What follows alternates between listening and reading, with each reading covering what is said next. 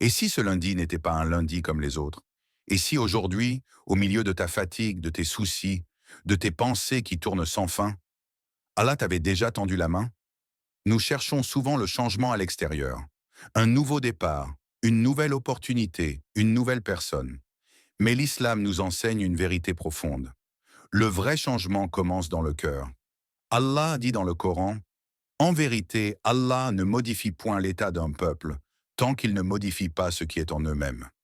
Verset coranique. Aujourd'hui, je vais te parler de deux noms d'Allah. Deux noms qui, lorsqu'ils sont compris, ressentis et invoqués avec sincérité, peuvent transformer ta manière de penser, de ressentir et de vivre. Premier nom, Ar-Rahman, le tout miséricordieux. Quand tu entends le nom Ar-Rahman, qu'est-ce que tu ressens? Ce nom vient de Rahma, la miséricorde, mais pas n'importe laquelle. Une miséricorde immense, universelle, qui enveloppe toute chose, même celle qui l'oublie. Allah dit, ma miséricorde englobe toute chose. Pense à cela un instant. Toute chose, toi compris. Même dans tes erreurs, même dans tes chutes répétées, même dans tes nuits où tu as pleuré sans savoir à qui parler. Histoire inspirante.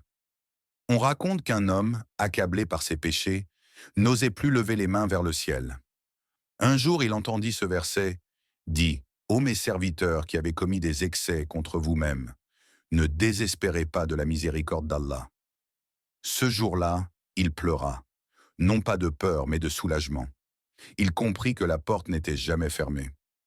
Question pour toi. As-tu déjà pensé qu'Allah s'était lassé de toi? Ou que tu étais allé trop loin pour revenir? Et si ce n'était pas Allah qui s'était éloigné, mais ton cœur qui avait oublié son nom Ar-Rahman?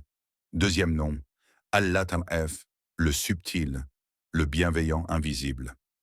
Ce nom est doux, presque silencieux. Al-Lataf agit là où tu ne vois rien. Allah dit, Allah est subtil et parfaitement connaisseur. Il t'aide parfois sans que tu t'en rendes compte. Il éloigne un mal que tu n'as jamais su éviter. Il place une parole dans la bouche de quelqu'un pour te réconforter. Il ferme une porte pour t'en ouvrir une autre plus tard. Histoire inspirante. Une femme demandait à Allah depuis des années une chose précise. Elle ne l'obtint jamais.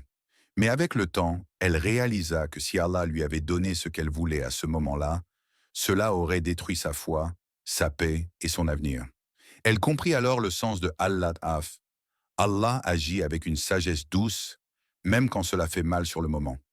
Question pour toi, as-tu déjà regardé ton passé et réalisé que certaines épreuves étaient en réalité des protections? Et si ce que tu vis aujourd'hui était une miséricorde déguisée, comment les utiliser dès ce lundi? Ce lundi, prends 3 minutes, juste 3. Ferme les yeux, respire profondément. Dis avec ton cœur, pas seulement avec ta langue. Ya Rahman, enveloppe-moi de ta miséricorde. Ya Lataf, guide-moi même quand je ne comprends pas. Répète-les, lentement, sincèrement. Le prophète Muhammad, que la paix et le salut d'Allah soient sur lui, nous a enseigné que les invocations faites avec présence du cœur ne sont jamais perdues. Un appel à l'âme. Peut-être que ta vie ne changera pas extérieurement aujourd'hui, mais si ton cœur change, alors tout change. Allah dit, c'est par l'évocation d'Allah que les cœurs se tranquillisent. Alors ce lundi, ne commence pas seulement ta semaine, commence un retour vers Allah. Et rappelle-toi, quand tu invoques Ar-Rahman, tu n'es jamais seul. Quand tu fais confiance à Al-Lataf, tu n'es jamais abandonné. Qu'Allah apaise ton cœur, éclaire ton chemin et transforme ta vie par ses noms.